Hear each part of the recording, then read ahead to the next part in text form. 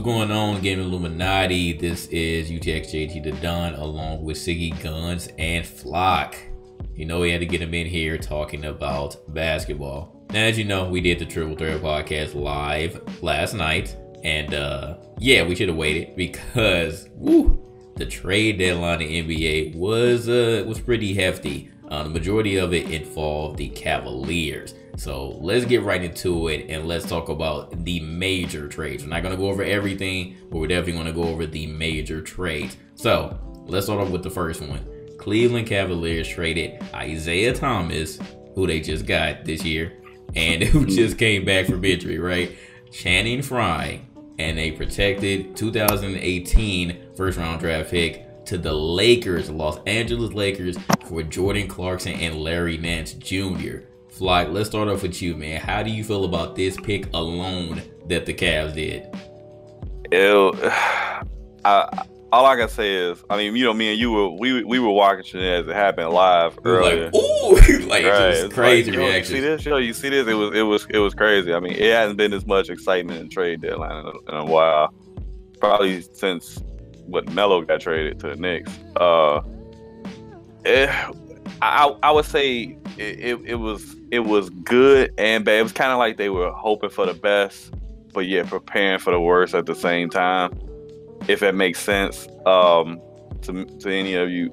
Reason being, I like to say that they got younger, they got more athletic, they shed some kind of like some pointless salaries, although they didn't get rid of everybody they wanted to, I'm certain, but they got younger in hopes to make a run. It's kind of like, all right, let's try to get better in a sense, but if it doesn't work, at least we got younger, and in preparation in case LeBron decides to walk. So, I mean,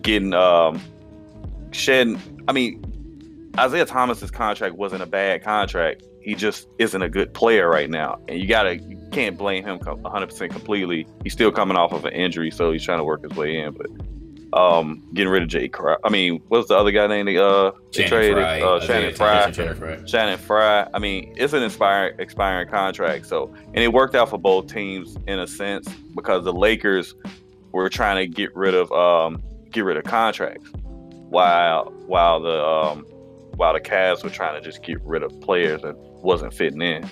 So, I just feel like Clarkson, he's a good piece. He should be like a sixth man coming off the bench, and Larry Nance Jr. can definitely help them defensively and offensively. So they just preparing. They getting themselves prepared, both teams. So I think in a sense it kind of worked out for both teams. I'll say for the long run, more so Cleveland if LeBron walks. Well, I think you kind of nailed it there, though, too, because the Lakers freed up more space by getting rid of 2 contracts. So now, if LeBron leaves and goes to the Lakers, that's going to be even funnier. The way I look at it, though, is that in the end, they traded Kyrie Irving for Clarkson and Nance Jr. That's pretty much what it boils down to, because Isaiah Thomas was the piece that was, the reason why you traded Kyrie, and you're flipping it for those 2. So in the grand scheme of things, looking at it overall, it wound up being a horrible decision to get rid of Kyrie Irving. You already see the Cavs are not the same team without him. And then you hear reports now that LeBron was telling them, don't trade him, we'll work it out. They should never have traded him. He was still under the control for another, 2 years? And they should have just let him sulk. I mean, it's not like he was going to, sit out the whole 3 years of his contract, so... Yeah, he played himself out of position if he did that. A lot of people don't know that. Exactly. I just think that they should never have made this trade. There was already red flags all over the place. They even had a chance to back out of it after they found out about the hip, and they still went through with it. I don't know why they were hell bent on getting rid of Kyrie or bending to his demand when he wasn't in any position of power. He didn't have any chips that he could play. So the Cavs played themselves in the end. Obviously looking at it as just this piece with Isaiah Thomas, they did get better overall whenever we talk about the other pieces all together. But, the track record shows that it's pretty tough, I guess, to play with LeBron right away. So we'll see how all these new pieces, gel with him. And I mean, the team we thought was still going to be in the playoffs, they're obviously still going to make it. Is it enough to pass Boston or to pass Toronto? On them? It's February. I don't know. Do you think that they're going to end up having like the best chemistry in 2 months, gearing up to the playoffs?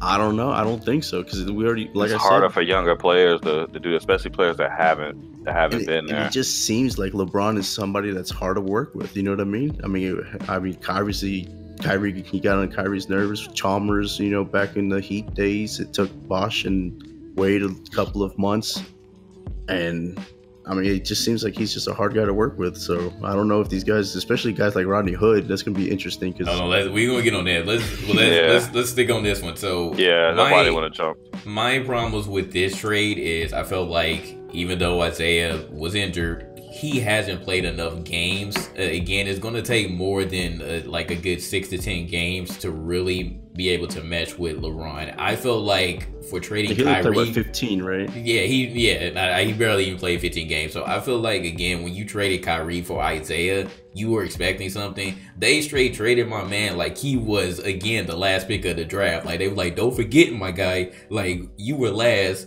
in the draft. So and you've been switching around teams pretty much every year. So they just gave him for nothing. They practically traded in a perfectly running car for a lemon.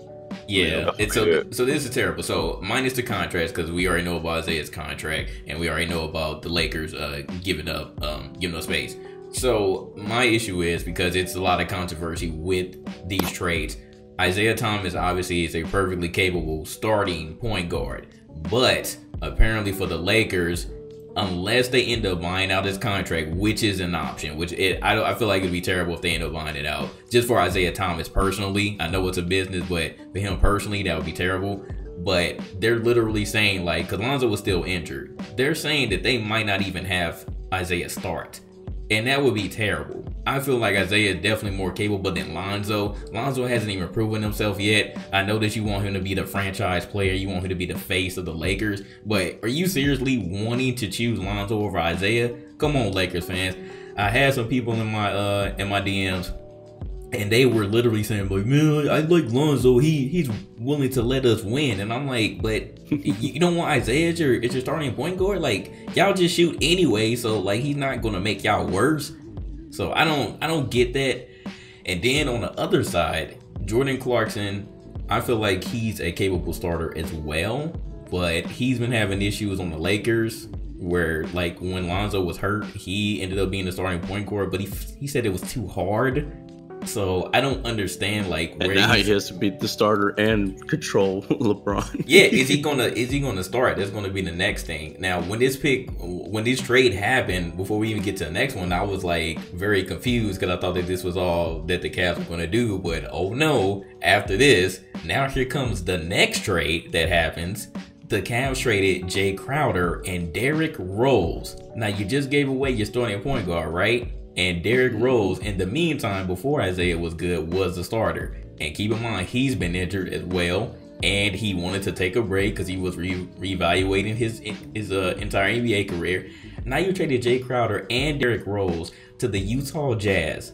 And Iman Shumpert, and a 2020 second round pick to the Kings. And then you get in return Rodney Hood. And Joe Johnson ends up going to Sacramento. And then the Kings trade George Hill to the Cavs.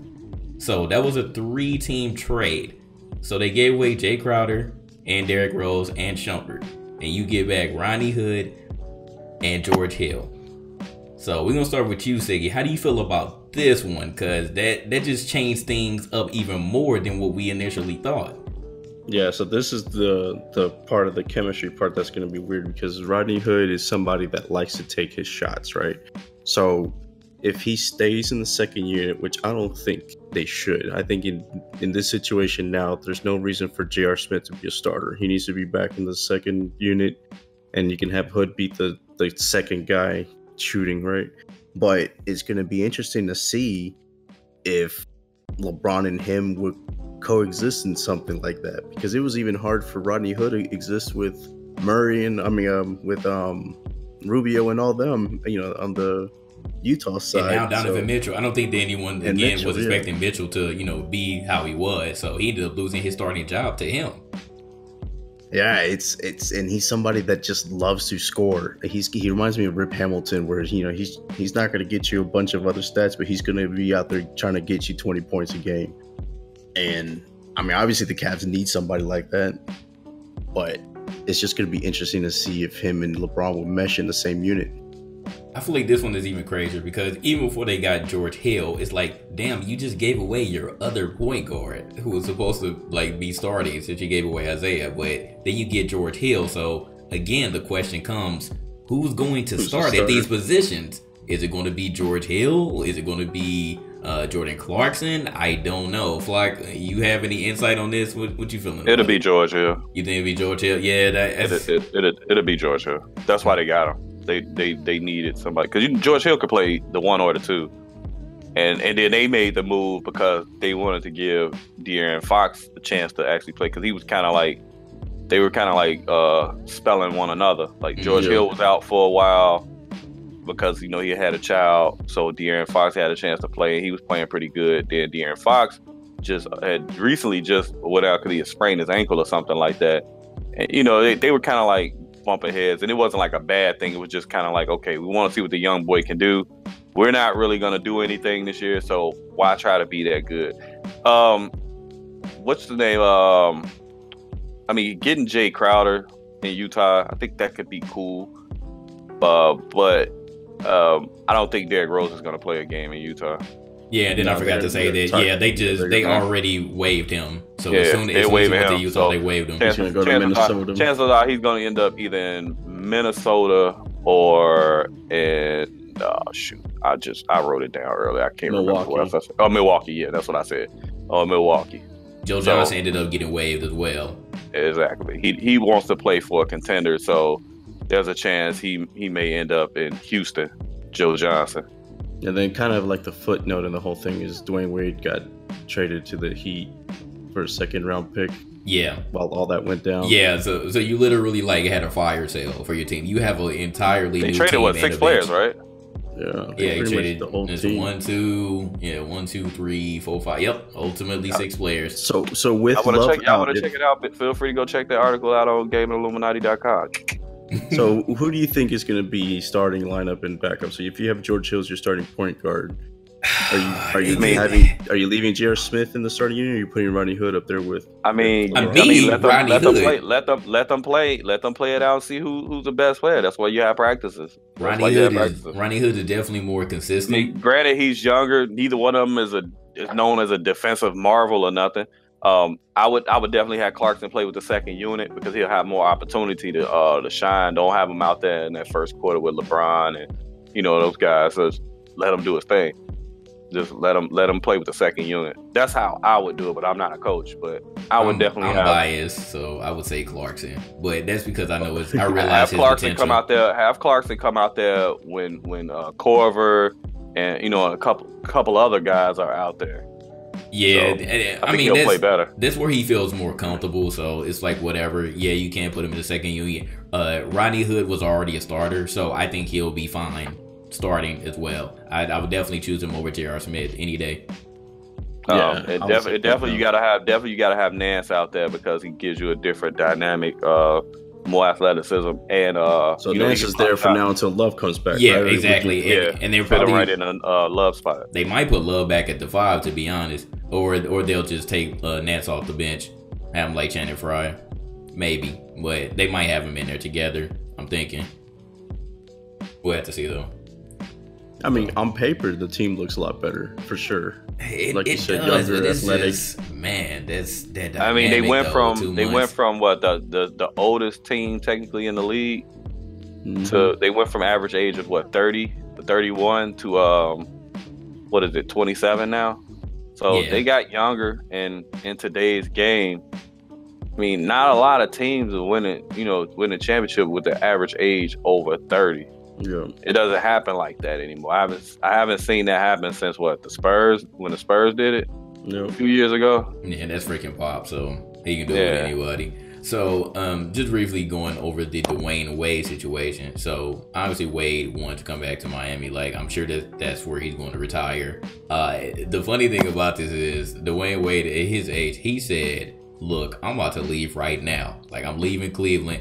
I'm about to play tomorrow." So, you're going to see Wade playing tomorrow. I'm sure he's not going to start, but my man's is ready. And Gabrielle Union is definitely on his side. So I found that interesting because, everybody else couldn't play today. Jordan Clarkson couldn't play. So pretty much everybody who got traded, you can't play that day. But generally it takes it like 2 or 3 days at the most. It's a 48-hour. But Wade said, "I'm doing it tomorrow." So I don't know how this gonna work out. But he got traded for nothing. That's why. My man said he ready, yo. He said, "I'm ready to go back." So I just found that interesting. I think the more interesting thing is why did he want to leave so badly? Is him and they were diminished his role. They diminished his role, so he wants to be out there playing. He still think he's, But he chose that though. 2010. Wasn't he the one that stepped aside and said? Yeah, he did after that J.R. Smith. I mean, he did the same. Yeah, he did the same stuff with the Bulls. So, 1 minute he like, yo, I need to be out there. The next minute, I'm 35. I ain't about to be practicing every day, and it's just like come on, fam. So like, he needed to go back to Miami so he could be a diva, huh? I don't know, man. They the only ones that was letting that ride. So, I mean, he can finish it out there, man. I like D Wade as a player, cool dude, all that other stuff. He got a nice family and all that, man. But I'm good on that. I was glad to see him walk when he left the Bulls, and yeah. And now it's happening again. So, shout out to D-Wade, though. Speaking of this Derrick Rose stuff, I mean, him and Jimmy Butler really don't get along, right? How would that be if he ended up back in Minnesota? That's probably why it would be Milwaukee, like you said. I don't think he's going to be I said it was either or, but, Thibodeau, he has control over there. So, something that they wouldn't give him in Chicago, because we got Beavis and Butthead running the team here. Gar Forman and John Paxson. D Rose might just be like, all right, maybe this was a sign that I needed to quit, like I said. Right, I thought he was going to retire right away, especially if they made him stay in Utah. He was going to retire. Yeah, randomly you just saw D Rose back, and you're like, he can live off that Adidas money and be happy for the rest of his life. That was the problem, though, because I think that's why he ultimately came back, because he was going to lose that contract. He's going to lose all that money. I'm sure he don't play. As long as he had money saved, then he'll be all right. But he's gonna lose that contract if he retires. If he retires, yeah. But I mean, up until now, what he's gotten, if he was smart with it, he can still live. Hopefully he did. Life. Yeah, hopefully he did. So I don't know, man. He was probably taking care of a lot of people. So yeah, in Chicago, absolutely. So so that was the bulk of the situation. The Cavs really blew it up. I'm glad that they made some moves, because I was like, it's getting really close, and they haven't done anything. Just some other footnotes before we move on from the Cavs. The Cavs were aggressively going after Kemba Walker, and Jordan was like, "Nah, because you don't have anybody for me." Jordan specifically said that he wanted a superstar for a superstar, and the Cavs didn't have anything to offer them, so that was gone. DeAndre Jordan, that didn't happen either. Lou Williams ended up signing an extension, so you couldn't get him either. I feel like Rodney Hood was definitely a good alternative, though, as far as a shooting guard. Who was it that got traded for nothing also? Elfrid Payton. Yeah, Payton. We gonna talk about we'll get into it. We might go talk about it now. So this is what I'm mad about, because I'm down here in Tampa, right? So I watch Magic games because that's all that comes on. So you traded Elfrid Payton to the Suns, man. To the Suns for a second round draft pick. I feel like the Suns is where you go to die. Like, you're not going anywhere when you get traded to the Suns. I was shocked at just how he got nothing though. The Magic don't want to win, yo. The Magic don't want to win at all. Like, you trade your starting point guard. You have DJ Augustine. He's now the starting point guard. I'm not saying that Elfrid Payton was the best, but he was probably the best that you were going to do right now. He was actually having the Clippers in the East. You know that, right? Man, remember how the Clippers used to be bad every year, and dude wasn't never trying to. Yeah. That's what the Magic has turned into. See, I heard the Knicks were going hard after Payton, so I can't believe that their second round pick wasn't offered, or maybe a 2. I mean, because they just traded, Willie. Hernan Gomez, whatever, for 2 second-round picks. So I would imagine they would just flip those 2 over if that's all it took. Yeah, I mean, I can't believe that. I honestly don't know what happened there. The only thing that the Suns have going for him as far as Elfrid Payton like actually doing something when he comes back, making an impact, is that Booker is currently injured. So that like they're dealing with some injuries right now. Other than that, like whenever they're good, I don't think that Elfrid Payton is going to be doing much there. So he might just end up going somewhere else after the season. I don't know what his contract is looking like, but that was still a bad trade in my opinion. Magic just yeah, that was a horrible trade. I mean, I say Twitter was on fire today, bro. It's like one of the greatest days on Twitter, man. Man, just watch bombs all over the place, boy. Especially when they dragged Isaiah Thomas. Man. Oh my goodness, yo. Yeah, Isaiah Thomas got the worst of it, I think. I played a part of it. I did too. All right, so let's talk about another 3-team trade, because the other ones really don't matter. We're not even going to speak on that. But the Denver Nuggets traded Emmanuel Mudiay to the New York Knicks. The Knicks traded Doug McDermott to the Mavs, and the Mavericks traded Devin Harris to the Nuggets, who are also going to get another pick. So Siggy, being the Knicks fan, how you feel about this, man? I thought it was good. It was a correction, because I wanted Mudiay whenever they passed him off that draft, and we got him for nothing. McDermott, he wasn't playing, and I mean, literally, to give up McDermott for Mudiay when we have Jarrett Jack as our point guard.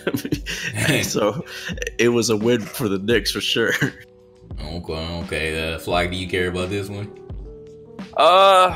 Not really. I mean, Devin Harris always gets traded, and then he always ends back in Dallas. I mean, this seems to happen like every 2 years. I mean, he's played with Dallas like 3 different times now. So, some way, somehow, he'll be back. I mean, he'll be back again over there in Dallas somewhere before he retires. Or even when he retires, he'll end up as an assistant or some shit. So yeah, I don't really care. Emmanuel Mudiay didn't live up to the hype. It was a disappointment.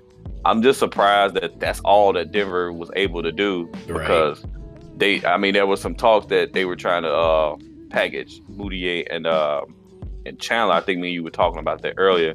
They were trying to package him and Chandler. I can't remember where. I ain't gonna lie, I was tired, so it's late. But we were talking about that. Then they still weren't able, if I'm not mistaken, to move Fareed. Yeah, the man I'm they were definitely trying to move him. So I mean, with all the trades that went down, there were definitely some trades that didn't happen that I was almost certain would. And, yeah, we can talk about that one too. Yeah. Like Tyreke Evans, Mr. Tyreke Evans from the Grizzlies. They actually shut my man down. He was hurt a little bit, and they decided to shut him down because they were desperately trying to trade him. I don't know why it didn't happen. I honestly don't. They needed to get rid of him, and the Grizzlies just could not pull the trigger. I don't know what was going on. I don't know who was biting. I don't know who wasn't biting.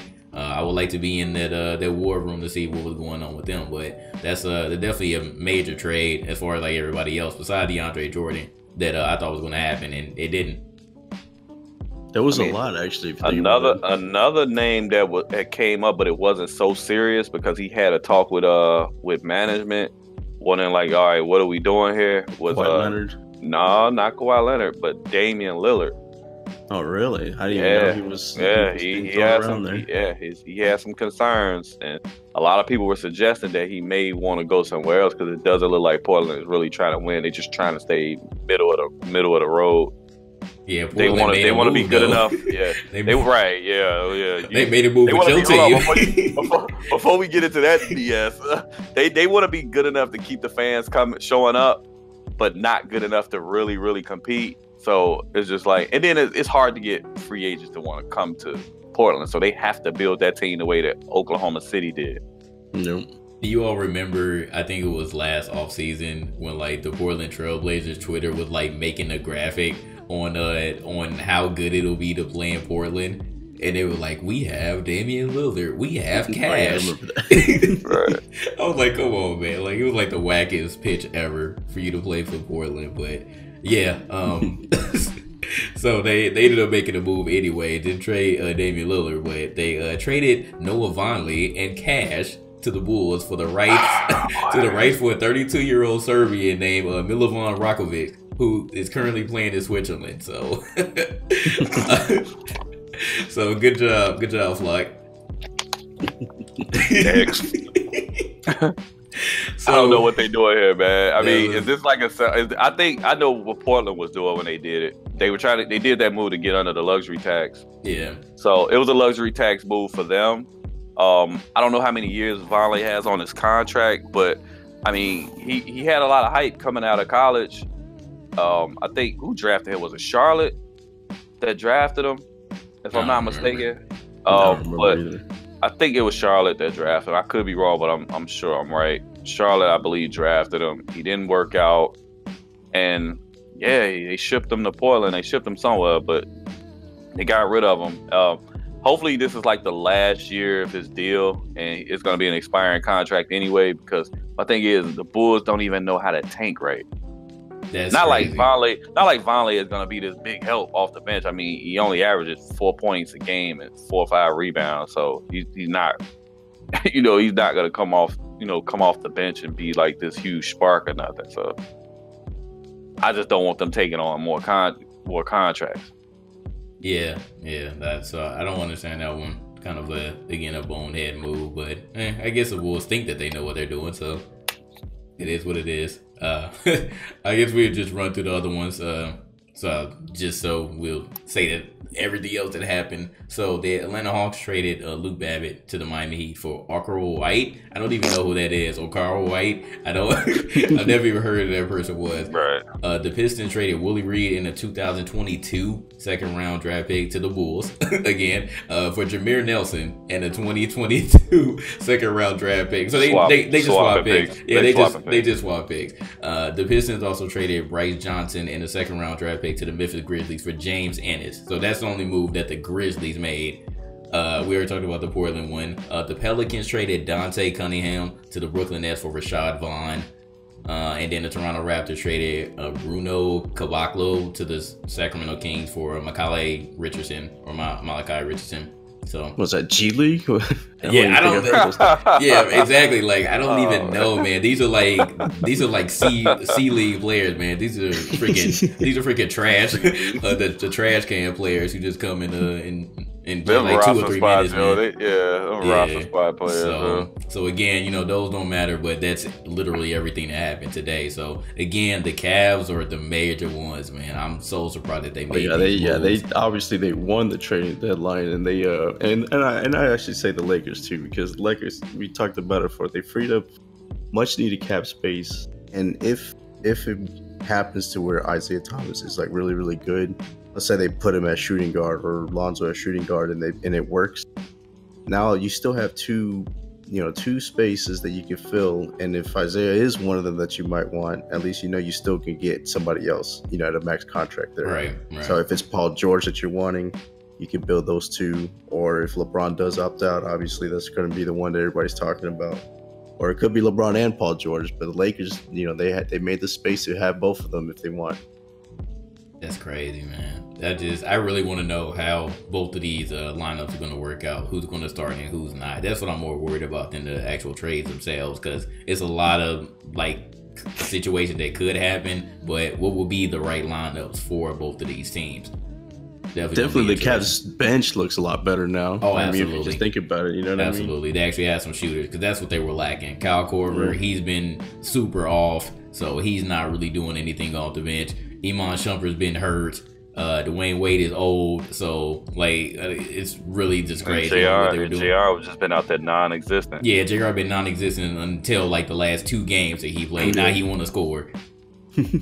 So it's just crazy. So that's ended up being everything that happened, man. Just a crazy day. It was definitely very interesting, seeing these things happen live. I was like, no, you shitting me. No, the Cavs did not give away Isaiah Thomas. That was I don't know, man. My heart stopped on that one, but yeah, we man.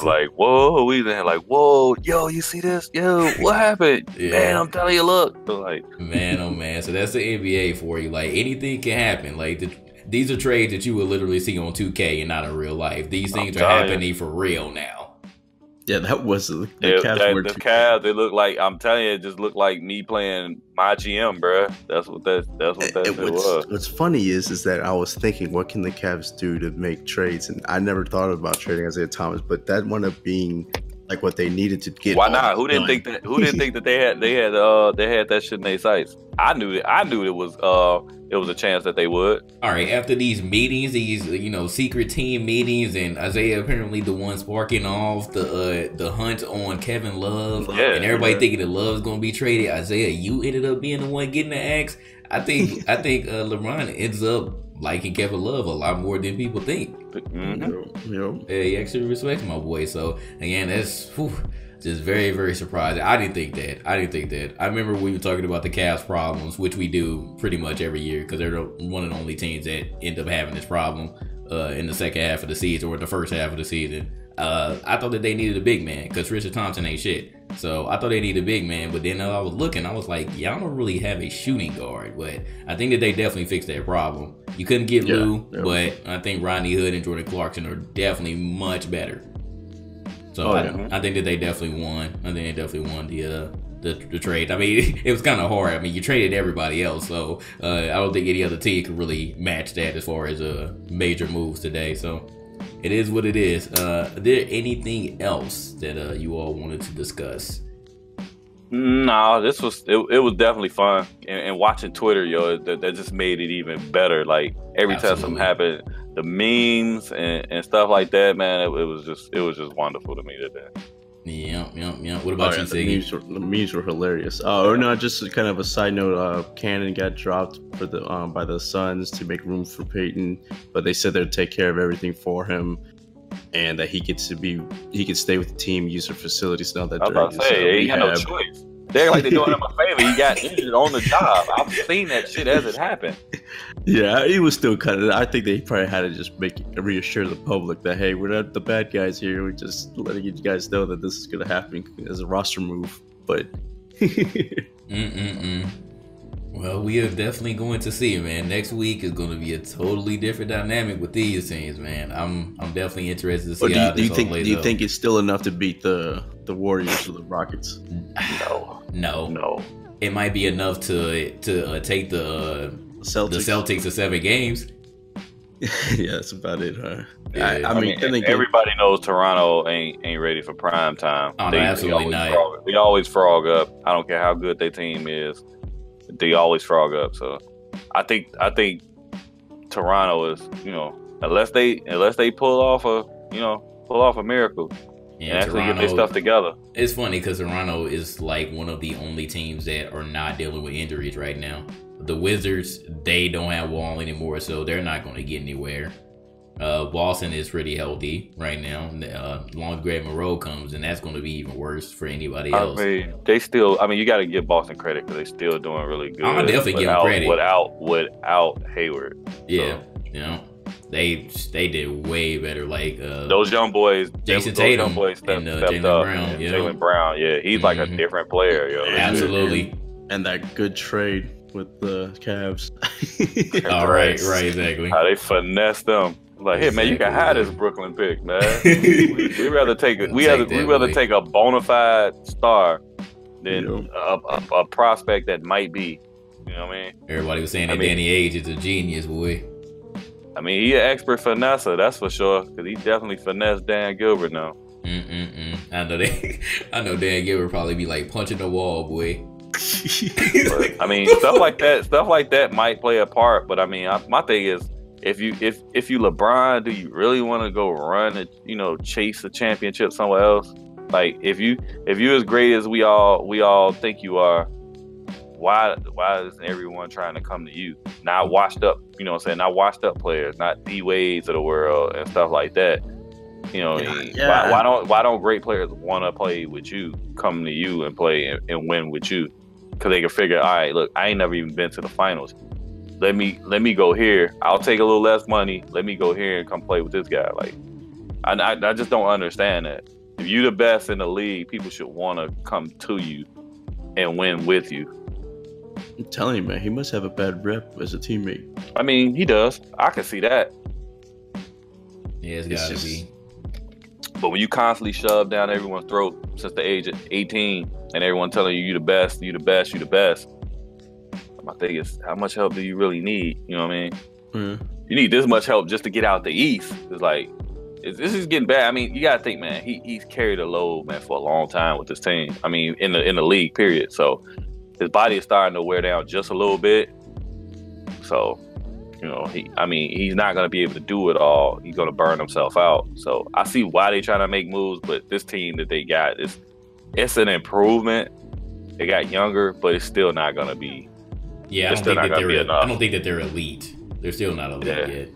But no one thought that they would come back from being down 3-1, and they did, and that's still one of the most amazing things I've seen in the NBA Finals. So, yeah, but again, you have Mr. Clutch with you, and it ain't LeBron. I mean, you don't have My thing is, you don't have a Kyrie Irving to close it out for you. Well, it's gonna be very interesting. So we'll definitely keep you all updated with anything else that happens, but. Probably one of the most epic trade deadlines in February that I've seen in recent memory. That I remember. Oh yeah. Ooh boy. Good luck, Cavs. We'll see you in the playoffs because I know you'll be there. But I think you'll make the Eastern Conference Finals at least. But we'll have to see, man. Because if Boston makes it with you, I don't know this time. I think Kyrie gonna be on your ass, LeBron. So yeah, I think Kyrie's gonna be putting a little bit more fire. Oh yeah, he gonna be ready. So. It is what it is, but hopefully you all enjoyed the video. Let us know your thoughts. Let us know who you thought won in the trade deadline. And are the Cavs still doomed? Let us know, man. Go ahead and sound off in the comments. If you want to be in videos like this, make sure that you pledge to the Patreon. We have a ton of rewards like getting into Discord, being guests on GR Radio, being guests on various discussions like this, and being a part of the Game Illuminaughty podcast. This is UTXJT the Don, Siggy, and my man Flock, and we out. Yeah. Later.